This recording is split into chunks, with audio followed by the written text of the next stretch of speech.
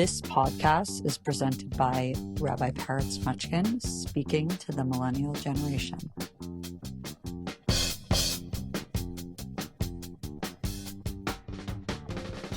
We are heading into a new month soon. It's not quite yet the new month, but Is it the on new month, Thursday? the month is after the new moon's going to be after Shabbat. So it's sort of early next week, and this new month is the 13th month of the year in the Hebrew calendar. So there's various opinions about what type of energy a 13th month has.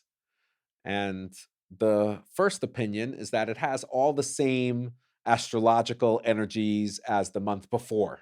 It's essentially a mirror, so it's more expanded version, a deeper version of the energy before.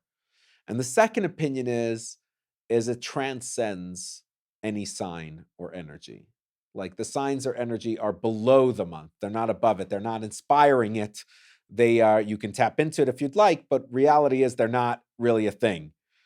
And I thought about that a lot because my birthday always comes out in the second one. When it's a leap year, we celebrate Purim the 13th month. There's also an argument about that ties in with the same opinions, right? Like, should we celebrate Purim the first month because that's the month of Purim, or should we do it in the additional month? Um, there's a lot of beautiful halachic concepts around this. For example, let's say a person is cooking a pot of kosher cholent, beautiful kosher stew, and they walk by with their latte, and a bit of their latte spills into the stew, and they're looking over. And Jews don't eat milk and meat together, so what would be the law? Does that ruin the pot of stew? And the answer is there's something called nullified in 60. That means that if there's 60 parts to one, of one to the other, it's as if it doesn't exist. It doesn't affect it at all. So the mystics would say that when we have these 2 months of Adar, we have 60 days. So whatever energy we can really take with us these 60 days, it has the power to obliterate the negativity that otherwise is associated with it. Because everything in this world has a negative association. And that is when we stop seeing, what's inspiring the said moment, or what is the cause to the reality. When we live in reality, the Jewish way is to say a cause, because cause ultimately is going to end up being another name for God. And in Maimonides calls it Matsoi Rishon, the first cause. So this concept of a cause to reality is a deep way to explain anything of spiritual nature and mystical nature, but more importantly, to explain a lot of what we deal with spiritually. It's like, what is the cause to this ailment? And how do we find that the cause is true is when we find the cause that's positive and optimistic. Because if something negative is causing what you're going through, then it's not the ultimate cause. It's something that hijacked that stage and has taken over the space that should be affecting you. Because think about everything new or any moment or anything you're going through is essentially being caused by something.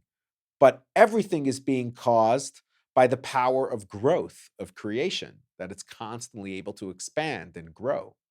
So if everything is really part of this expansion and growth, so if something negative is causing you, it means it's not the ultimate cause. It's just something that has come up that could be rooted out, could be developed, could be harnessed, could be pushed away, depending on what it is and how severe it is. So this idea that in this month, the negativity that could come along with, I want to celebrate Purim, and somebody walks by and is like, why is that person celebrating? The negativity doesn't hold on to that. Or you're very happy because you're trying to stimulate your life with joy, and the world is trying to tear the joy out of your heart, Well, that negativity can't fully attach itself because we're in Adar, and this month has the ability to what we'll call nullify the negativity or elevate yourself from it and separate yourself from that challenge through joy. That's the 60-day concept. And a little bit to do with Pisces, I'll get to in a second. But this idea that I think about, and I talk to my kids a lot about it, like, what is the cause to the reality? And at some point, you have to get all the way to the origin of all causes. And then you could see the backbone to what's happening in your life. What do you mean? Can you do a thought experiment, like a conversation you had like recently with one of your kids when they were like, "What's the cause?"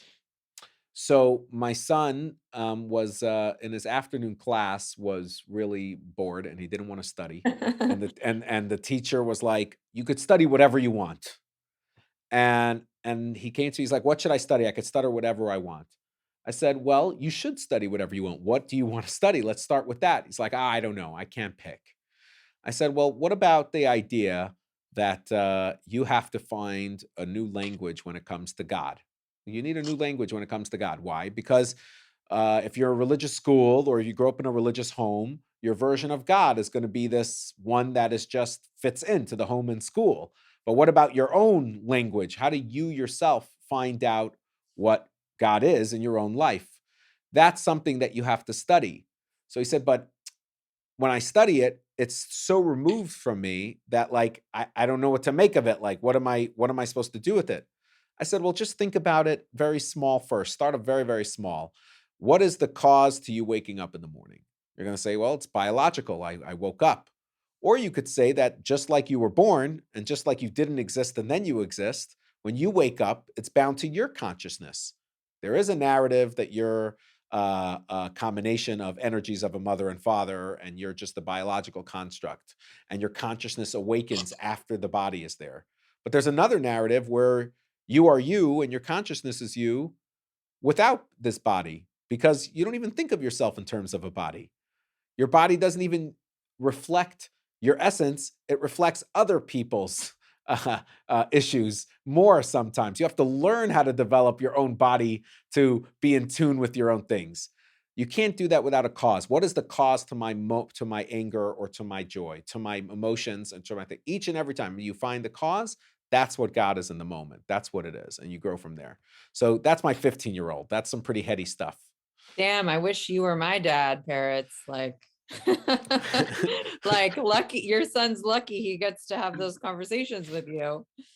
I appreciate that, but I feel I'm lucky that I have this kid who's even willing to talk to me about this stuff, you know? It's like, I don't think at 15 that's what I was asking my dad. It comes down to his openness as well. But yeah, this is the stuff that excites me overall. This is like my personal where my personal learning meets my life and my parenting. So, yes. And so do you mind if I ask you another question? I know you Go have for a it. whole thing to talk about, but this is No, just no, like, no. You guide me.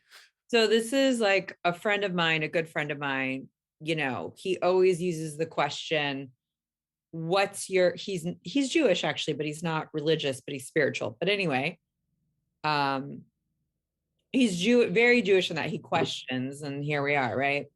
He's always he's always asking me, like when I come to him and I'm confused or something, he's like, well, the question that frames your issue or the question that can help you make sense of what's going on is, what is my life curriculum right now?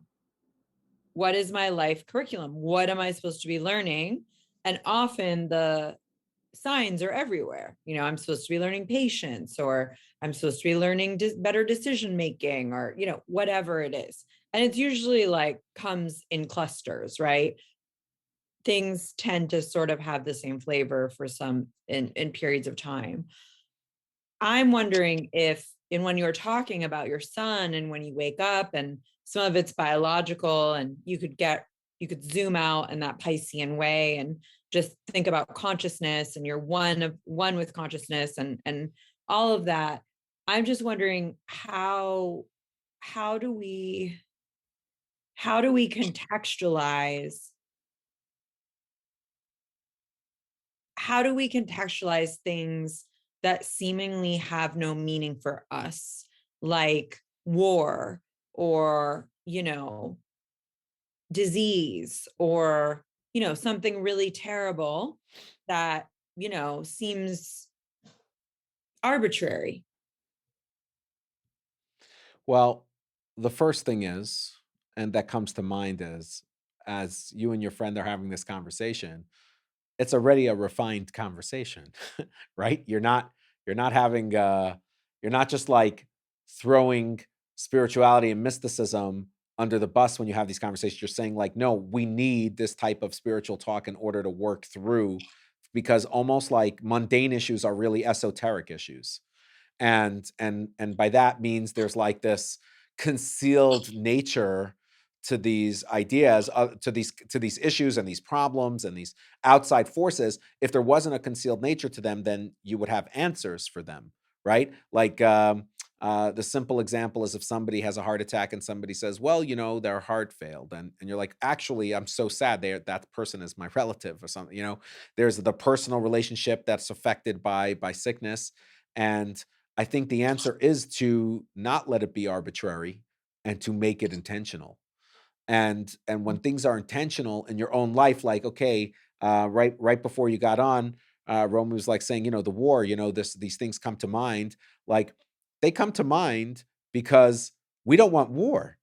And the only way for us to deal with this is to not make it about Russia and Ukraine, but to make it about war. Like, guys, are we an anti-war generation? And I think there's a lot of virtue to that. And the same as when it comes to sickness and comes to these ideas, we're supposed to be like, guys, we are an abundant, resource-filled generation. We're supposed to fix these things. This is what we're about. And that type of mindset is to me unique for our generation, to have this like incredible mindset and I think our villain is the indifference, is the arbitrary nature of things, to make it removed from our personal being. How many people are just like, the pandemic as it went on, we're just like, okay, I know I'm not affected by it, so it's not a thing anymore. And it's like, well, kind of like, you're missing the point of this experience for the human beings. We're supposed to be like more gratitude, more connection to others, more checking in to see how people are doing mentally, seeing mental health as not an issue, but a problem of our time, something beautiful to solve together. So many forms of ancestral trauma showing up as you sit home for months on end, that you need to all of a sudden like confront. These things can only be healed when we start acting and thinking intentionally. And the same way we engage with the outside world, and what we take pleasure in and what we enjoy, or what gets visceral reactions out of us, we need to start learning that those are because we have something that we can contribute to this, whether it's conversation or an action. There's a form of it. In the same way it's removed from you, there are powers that you have that you can let loose into the world. Um, Mysticism talks about the difference between thought and speech, that after you speak, it's removed from you. So it separates itself from you. Whereas your thoughts are never separate from you, they're always one with you. And because your thoughts are one with you, you can mistake your thoughts for being you. And because your speech is separate from you, you could mistake your speech for, don't take that personal. I didn't mean it. And because it feels separate. When in reality, we have to switch those around. Because the thoughts are one with us, we need to learn to identify which thoughts are not our own and are being attached to us. And because speech is separate from us, and once we say it, it's not ours anymore, we have to learn to value every single word that comes out. So it really is this um like, to me, the key word you said is like arbitrary, like as in like stop creating choice around this, and create more just intentional actions and steps in your life around the speech of these topics, around these ideas. I felt like so much of social media has become us passing around, what's in vogue. Like, we need some thought leaders and some speech leaders, but not out there in here. We have to become thought and speech leaders whenever we feel like there is an issue. And this is to me, this is without getting into the topic of why do bad things happen to good people, and why is there evil in the world, because I think that's a rangier subject for some other things. But the first thing I would just say to keep it on our level tonight is the intentionality necessary for creating an effect in any direction, and snowballing some better and bigger ideas.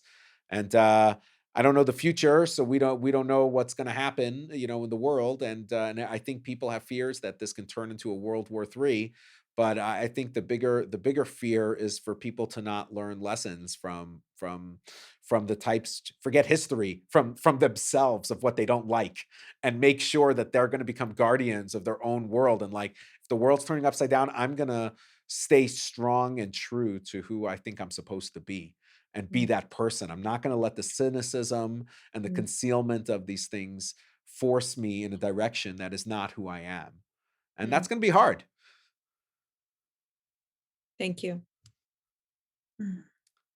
Romy, Yes. what is the first idea that comes to your mind with love?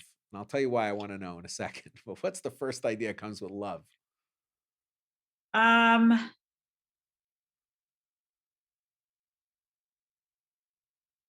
these days it's just like an unconditional kind of love. Um,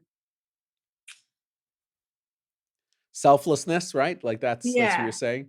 yeah, Yeah. selflessness. Um, yeah, and like receiving and giving, and it's like a like just a Yeah, sorry, when I I when I feel when I when I was saying earlier expansion, and I was saying that like, like expanding yourself and your mind and creating intention, these ideas, ultimately, these are ideas of love. Because love is the attribute as it relates to what expands from you and what comes out to the outside world. Like loving yourself is beautiful and important, but it's not as strong as having somebody else to love and having something to love. Those are much more powerful features of love. So there's the loving yourself, and then there's the love that you are like somebody who can love selflessly, but if they don't love themselves, it could be a real struggle to mhm, reach their heights in their love.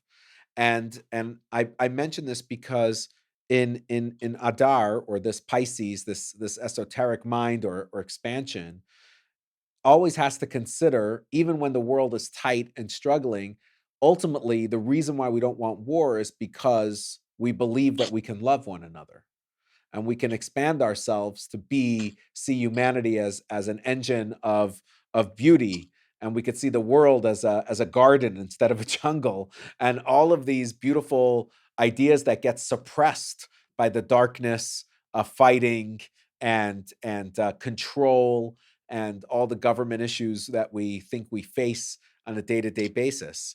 And this is something that is very much part of this month's tradition. In the history of this month, the Jewish people faced the Purim story, which was to kill all Jewish people. And at the time, Jewish people had an option. The option was that they could choose to not be Jewish. There was no written rule before the Purim story that happened in this month, whether or not a person could, like, if they raised their hand, I'm not Jewish anymore. Okay, you're in, you're out of it. Because ultimately, Judaism wasn't really a race, right? There were different, they came from different tribes and had different literally racial features. So saying that I'm Jewish was like, oh, that's the attached philosophy that I subscribe to. They had the ability to walk out on Judaism. And the miracle of Purim, that story, the real miracle of Purim isn't that we didn't get killed. The real miracle is that it took 10 years for the story to happen, and no Jew raised their hand and said, I'm opting out. It's a pretty incredible concept. Everybody stayed into it. And the only reason that could happen is because they reached a high level of love for who they are and for the people in their life and for being in this journey on earth. And that's the type of love I thought would be worth talking about. Like maybe it could, create a spark of optimism in times that are strange, certainly in times of concealment. So to me, love is this expansive narrative. It's about expansion. It's about what comes outside of you, how you interact with it. Maybe that's why it's the most spiritual of our emotions in that sense. So that the way to sum this up is love is a spectrum of giving. That's what love is. The first giving is the healing you do for yourself. That's love. It's a form of healing for yourself. The next form of love is actual giving, giving to something else, giving to somebody else. And then there's the greatest love, and that is when you would give up your life, everything for the other person or for the object of this great love. And this spectrum of love, which has many more nuances, is something to think about specifically at this time. In the Torah reading last week, it narrates the story of the Jews right when they left Egypt. They essentially faced the moment without Moses. And in that moment, they panicked and said, let's just go back to worshiping deities and spirituality the way they did it in Egypt. It seemed to work for them. Let's go there. And they could not take in this non-anthropomorphic God, this unseen, ethereal energy that is a force behind everything. They weren't conditioned yet to feel this type of direct love. So in return, they could not reciprocate that love. And Moses comes down and he speaks to God and he says, how did these people find their way back? And God says to give a half a shekel, to give a half a coin. Everybody should donate a half a coin. And the mystics say that this half a coin, in Hebrew called the shekel of kesef. Kesef is a word for silver, but it's also a word for love. And they equate silver and love together, with the idea being that silver is the nicest and most beautiful thing that's readily available for the most amount of people. Gold, there's a lot less gold. Diamonds, it's a lot less of something. But silver is a more available ornament of beauty that has more sustainability to it. And therefore, it's more symbolic of love, because if love was just gold, or love was just something that's elusive, then not everybody would be able to have this incredible experience of love. But because it's silver, silver represents everybody has the ability to have that type of ornamental love in their life. So it's not the highest level, but it's a very important level. But the idea being that the way to find redemption was through love. That was the way to find redemption. So how does one find love through redemption? There are people today that are abusive in relationships, but at the same time, they say they love their partner. So without judgment on our part, if they're loving them or not, what does it mean? It means that their love is false. They actually don't love their partner. Because if they loved their partner, they would see the reflection of who they are there. They would see how who they are is causing harm to the other person. That's when love, is working, is when you can identify that you're hurting the person you love with, or you're uplifting them, which hopefully we should be learning from that and not from the negative side to it. We have the stress of like making sense of the concealment and the challenging times. We have to at the same time activate what the season is telling us. And the season is telling us to think about our love, and how historically during this time, us Jewish people found our way back to who we were through this giving of love, through this giving this silver coin representing the love that I have to give. This is to me hitting this. How does this align with what's happening with you guys?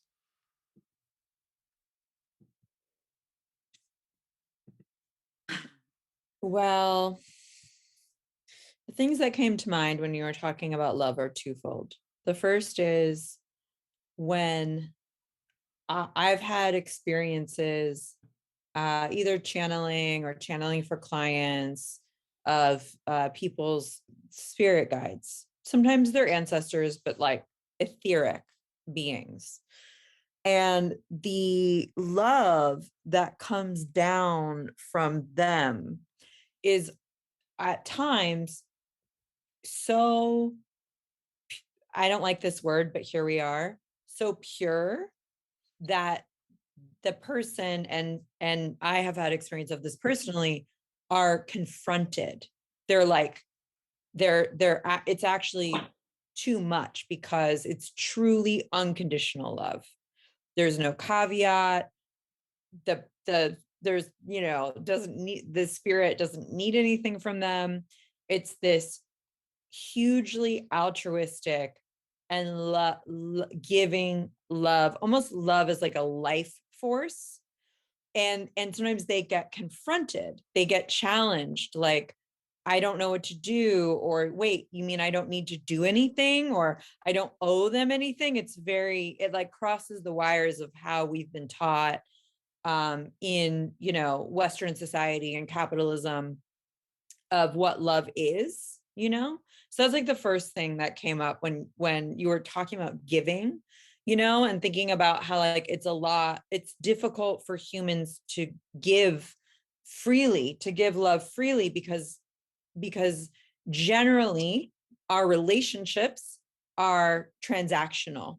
We give because we think we're going to get something from someone. We give with the expectation that we will receive the same or more, or even the way humans treat one another, right? Subconsciously, unconsciously relies on some sort of system of supremacy, internalized bias or whatever.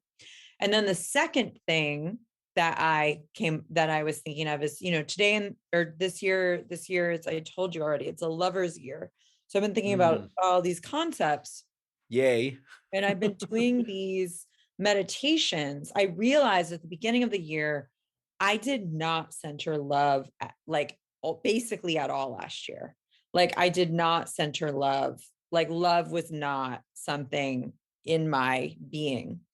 And I've been doing these heart activating meditations that involve like opening up the chakra in the heart that some healers call the God spot. Basically, this idea that like this is I've heard of like the hole in the heart, the God shaped hole in the heart. Like, so it's like inviting in this energy of spirit, of God, of whatever you want to call it. And it's been very beautiful, and I've been doing it almost every day. I've been falling off and I need to get back in it. But it's been like, oh, right, this is what changes when you spend even just like 8 minutes a day centering love, centering the heart space.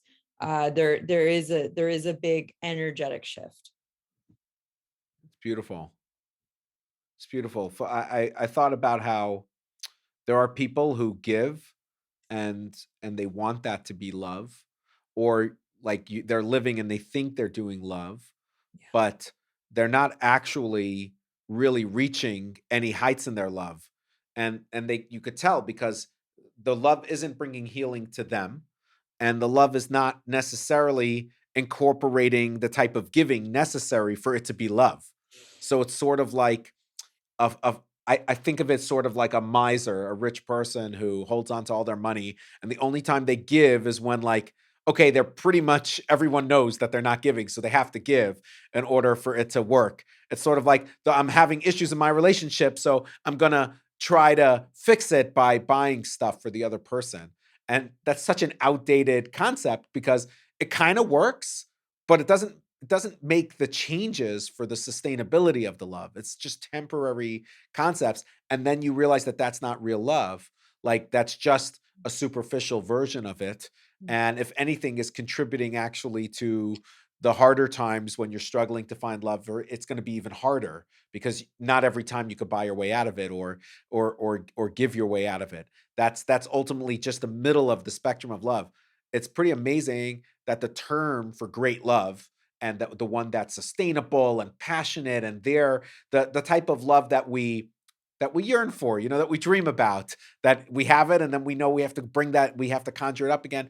It's called in the book called Atanya, this mystical book. It's called Ava Rabba, which is translated as great love, but Rabba is also in the Talmud sometimes used as teacher. So it's like the great teaching love that teaches. And teaching is a form of giving and receiving. It's a form of like exchange on the highest and deepest level. The greatest teachers have the most great exchange of energy, where the student feels uplifted and the teacher feels like they're learning. Like that's teaching and learning. That's why in Hebrew, lamod and lamed is the same three letters. To teach and to learn mean the same exact thing, because they really are one and the same experience, and hence the love element to that. So there's this idea that to bring love back, it has to become a form of giving that, like, is, you came up with the idea. You're like, wow, I realize that giving is gonna help me realize that I have such a great role to play in this love. And that's a whole different source. You can't do that without first healing yourself. Like, what's holding me back from really loving? It's like, why am I not really a giver?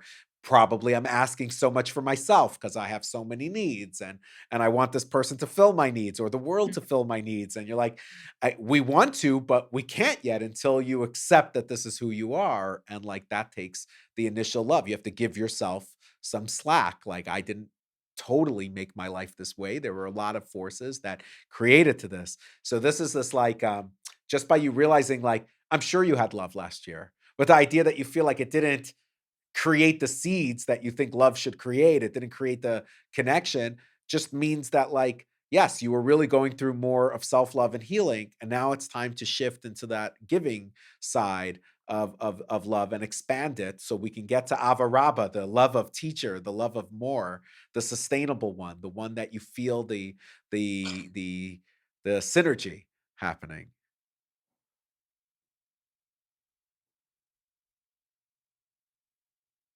Where are we, Romy? Where are we going with this? No, I was thinking because I initially said it's giving and receiving, it's like, but I noticed your emphasis on the giving.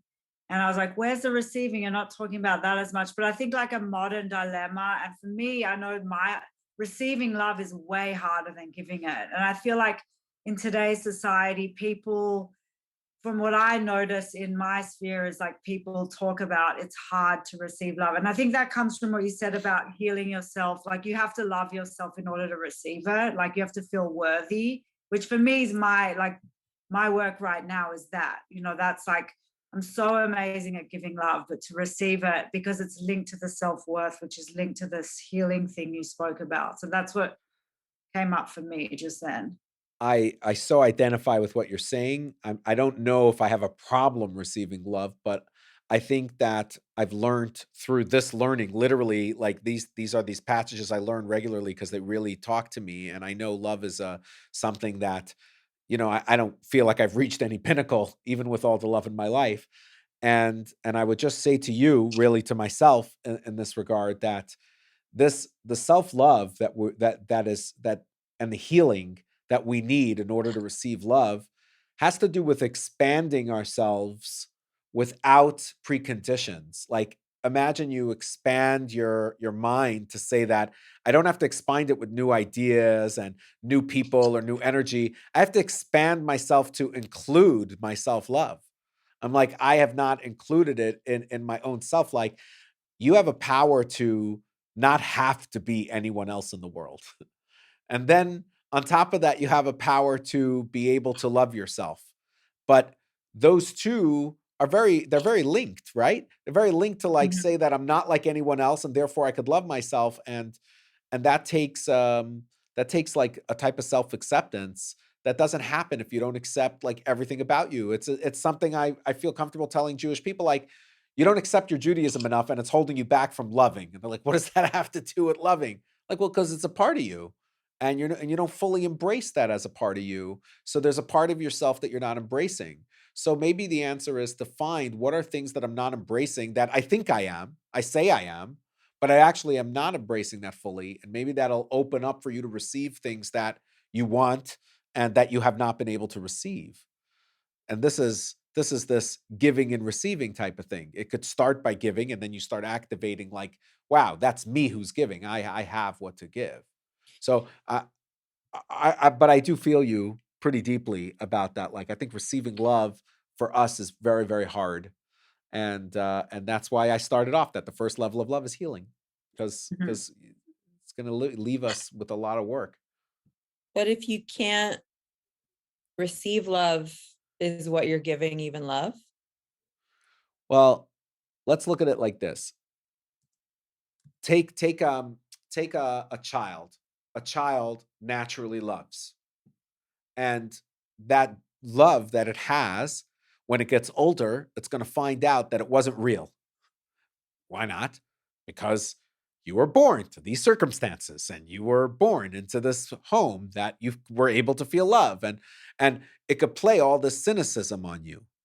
But the truth is, it's actually not real either. The only thing real is that when a child is born, they love and they celebrate and they're happy and they're expansive. And that is something that is called, in Hebrew terms, that's called inheritance. The deep seated in Jewish belief is that human beings actually are loving and happy naturally. That's actually at their core state. And it's only the cynicism of my reality as it comes to the hard work it takes to be successful in your life, the effort it takes to cultivate your talents, to find your place in the world, to make your own identity, to take your life in your own hands. That requires tremendous effort. And with that effort, you then have to ward away negativity and competition and competing interests, and which create such a hostile environment for that, that so much so that you think that that love was just because of naivete. But in reality, that love is not naivete, it's real because that's how you born and came out and expressed. So that love is really something that was DNA ancestrally given to you. It literally is part of you.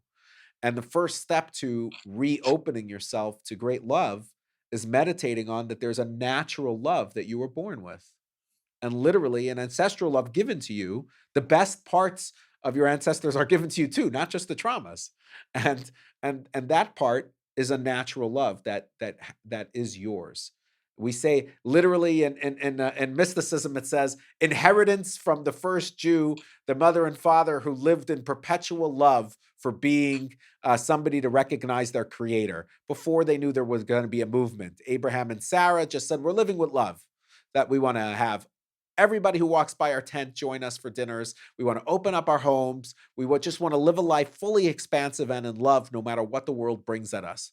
We call that like deep-seated love something that was given to us, that we have, that we are born with. And hopefully other cultures can feel that they have that type as well, because that's where you rebuild your love from. You rebuild it from being able to meditate on it being yours naturally, that it's part of your structure. It's not an added thing that you need to deserve or that you need to come to. Yes, the great level of love, Ava Rabba, well, you got to have to earn that. That you're going to have to work for again. But there is a natural love that is the first building block that is totally natural to you. And that's the origin of the meditation on love, is to start from, it's healing to know that it's part of you, these good things or these expansive things or these feelings of love, that they're real.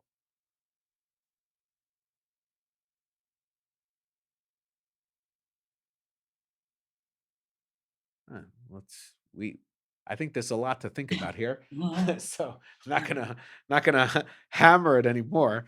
But I in the state in self-love work, the four steps are natural love, then natural discipline.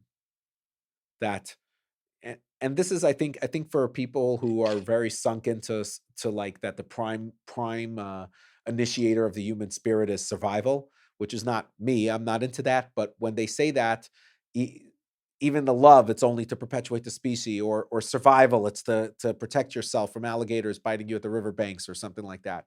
But but ultimately, for me, it's about growth, not about survival. It's about like becoming something, fulfilling your full potential, like a flower needing to be the colors that it has within it, or a butterfly having to do its cycle. It's as tough as it is, they know there's a full version of the story that they need to reach.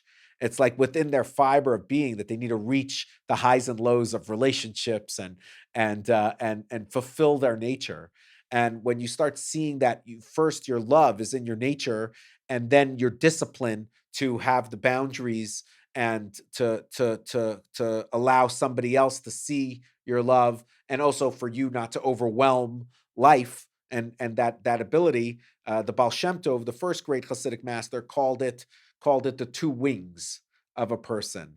That they can't just have one wing of love; they also have to have the wing of discipline, which is boundaries, the boundaries that one needs for love to really be. So you begin by, I have a natural love, and I also have natural boundaries. It's not shame every single time a kid is wakes up and is like, I'm naked, or I don't like the way you look. It's not shame. It's, there are boundaries. You're seeing me somewhere where I'm not. I haven't fully understood where I am right now. So because I don't fully understand it, I don't really want to showcase it. Those are natural desire for boundaries. And maybe even deeper, it's the desire for a home and for a space where I could just think about things without having to constantly react, which is what happens in the outside world. Then the next layer is, so that's one and two, is these two wings of love and boundaries. The second layer of that, or the more mature layer of that, is actually first boundaries, then love. Like, it's like when you're an adult, you don't start every relationship with love. You actually start them with boundaries. You start them with like, where do we meet? What is the meeting path between us two?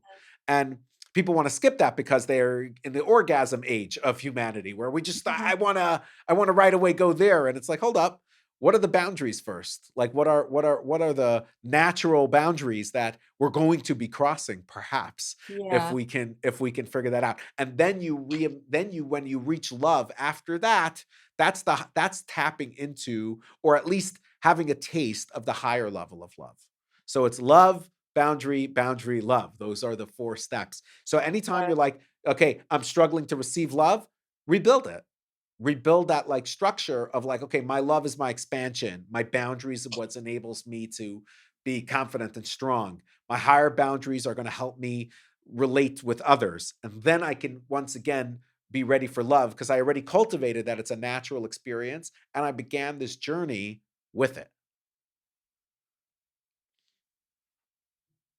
Mhm. I love that. Yeah, same. This is a big part of this book called Tanya. And I've been thinking so much recently of how to teach it again. Years ago, when I first started being a rabbi, I was teaching it just from the text. And I found like it became very, very hard to move forward because you're explaining the text the whole time and you have a less time to focus on the ideas. Now I'm doing forest from the trees, trying to focus on what are the core concepts. And then we'll go back to the text when it's time. And somebody asked me recently about doing a class with text, and I was like, I'm not really sure. Text-based learning is the future for my community. I think now it's the concepts. So I wanted to share, but I'm saying all this because I actually wanted to share a text with you.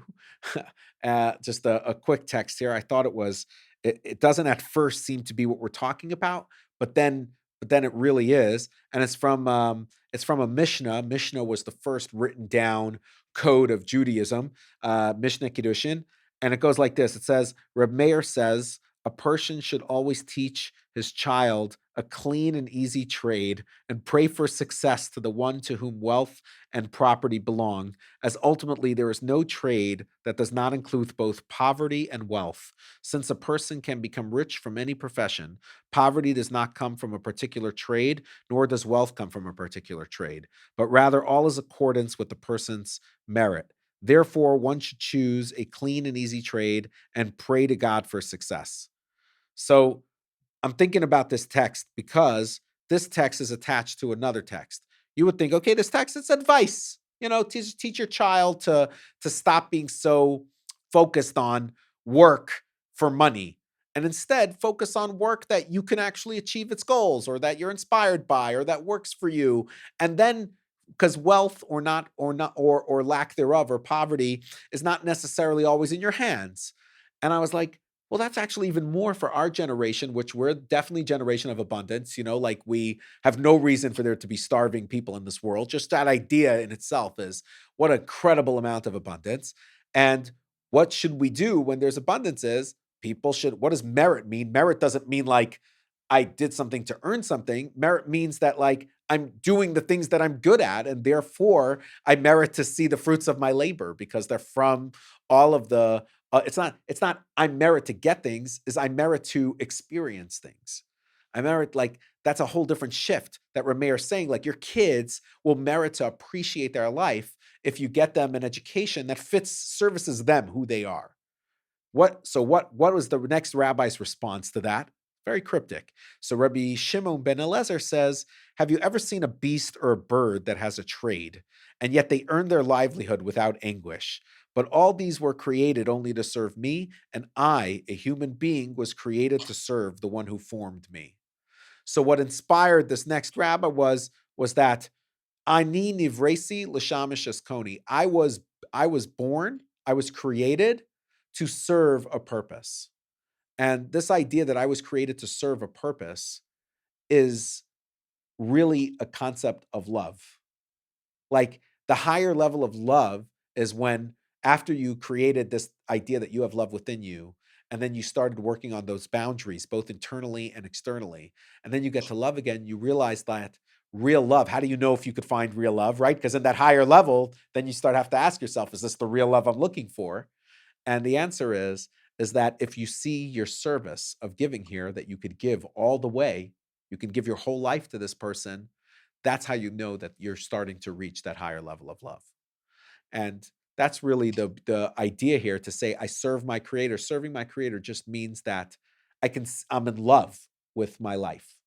That's what it really means. It doesn't mean I'm in servitude and I'm a slave. It means that I am in love, and therefore I'm in a constant state of service, of giving. And that's the highest level of love.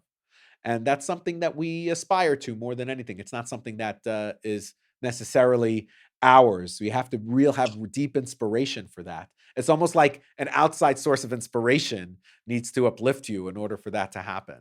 So that's really what happened in our Purim story. In this Purim story, this every year we still do this half a dollar, half a shekel, representing the original one. I do it with my kids on Purim. I give them each. I try to get half silver dollars that they should, like, they used to sell, to get them at the banks, 50-cent coins, these silver coins, like that they should put that in charity and then explain them that this is what it means to solicit inspiration back to yourself, is doing love through giving.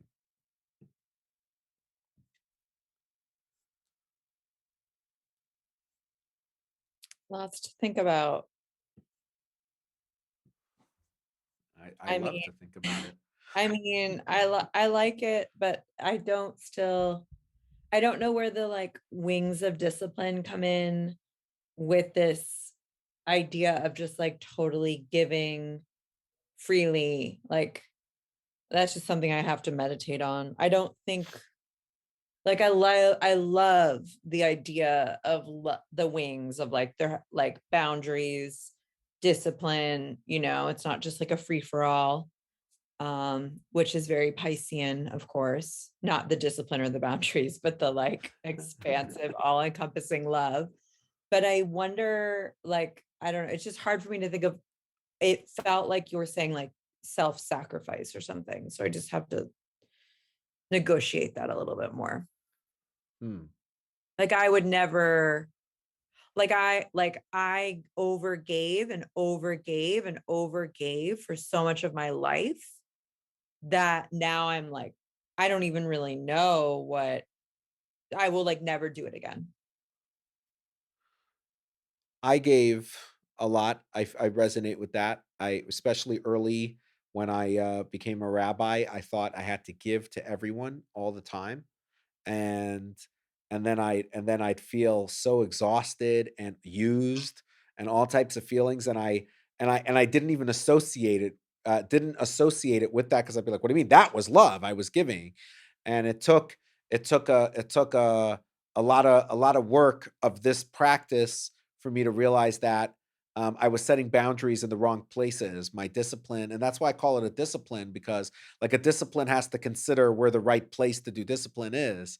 Like, you're like, I'm going to take a discipline and go on this diet or it may not be right for you, and Yeah. and you're actually causing more harm. That's not a discipline. That's a destruction. So, this is like, what is the opposite of love in a positive? Like, what is the counterbalance to love? What is the second wing? And I think the best word I have for it is boundaries, because that's Yeah. that's where that's the space I create, that I could have that love. And it is fascinating to know that if you gave that much, that also means that your boundaries weren't strong enough if it burnt you out like that. Yeah. And that happened to me. I'll never forget the first time I stopped letting tourists come to my Chabad house in San Francisco, and they were like, "What do you mean? But Chabad house take tourists?" I said, "Well, there's another Chabad house like several blocks away, and they want tourists, and it's not personal. It's just that you come and go, and I'm given over to the people here, and there's just a different experience, and I can't do it all." And you don't know me, so I don't expect you to fully understand, but you'll have a good experience there. Don't worry. But that took so much emotional development for me to get there. I became an infinitely happier person because I was using all of my energy to give in places that were actually building my life and my community and building this vision of what I even moved there for in the first place. So you can't, there are moments where you give where you didn't plan it, or it's not your favorite place to give. That happens. We all have, for lack of a better term, pro bono elements to our life where we're like, we have to give there. Yeah. But that can't be the core of your giving. The core of your giving has to be the one balanced with your boundaries. And when that happens, it's sustainable. And you won't have real healing without that sustainability, and you won't have the real capacity to give your whole life. There are amazing people who get burnt out, and you're like, how could so many awesome people get burnt out? They're awesome. We need them so much. Yeah. And so people are very readily open to taking from you, but we can't control others. We just have to create those bigger boundaries, and sometimes that boundaries can come across to others as like you're being exclusive, or you're that matter, like assimilate, open yourself up. Like for Jews, it's like, what are our boundaries as Jews? You know what I mean? I think it's a tough conversation. We're so giving. We want to make the world better, and we want to tikkun olam, repair the world, but what are our boundaries? Like where do we retain our journey as Jews? Like where is it personal and not just about giving? Like there are two sides to that too. And if it's just about making the world a better place, then it doesn't encompass the whole Judaism at all. It doesn't encompass you. It's just an idea. And then I'll go, I like other ideas. They, that work. So this generation's job is just as much the boundaries as it is the love, because they're really attached to one another.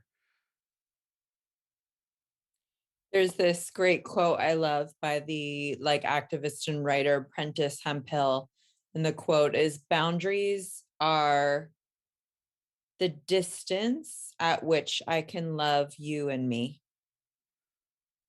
It's really beautiful.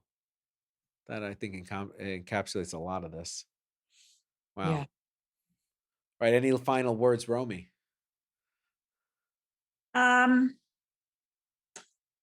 No, this all is, I'm, as someone in 12-step world, all the principles of 12 steps is about this. It's like boundaries, being of service. It's just, So it's like, I hear this stuff a lot.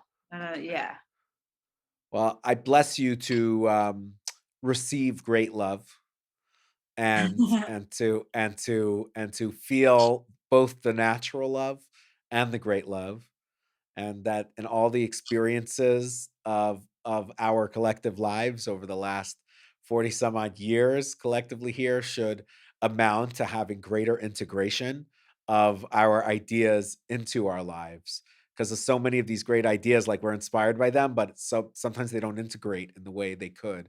So that's my blessing for being 40 now to the people in my life, is for more integration of our best and deepest ideas that we experience. Yes. Thank you so much, Parrots. I feel so blessed by you, and I'm so glad you're here, and thank you for modeling so much. And I'm just always really inspired by our time together. Yeah, You're thank welcome. you, Clarence. You're And welcome. thank you both for understanding switching.